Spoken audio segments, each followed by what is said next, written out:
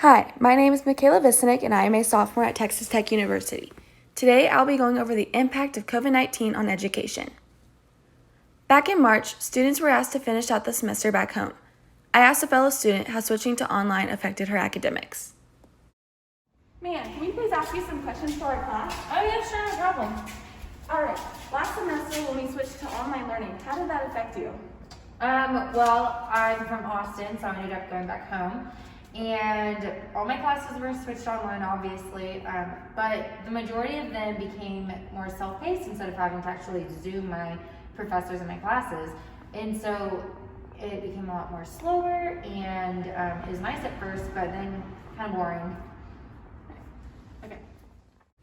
Leading up to the new school year, a lot of thought and research was put into how school would look. I asked the student, how has Texas Tech University adjusted to the CDC guidelines in regard to the pandemic? Can you tell me how Texas Tech University has adjusted to the CDC guidelines? Well, I do know that you have to wear a mask on campus anywhere you go. They have testing centers on campus that are free for students. And then also a lot of things have been adjusted whenever it comes to going to work out at the rec, as well as going to watch sporting events like the football games. It's like a limited capacity. This student told me some of the guidelines on campus. One of them is that you have to wear masks in any close distance. There's also hand sanitizing stations, smaller classes, hybrid learning, and classes online, among many other rules.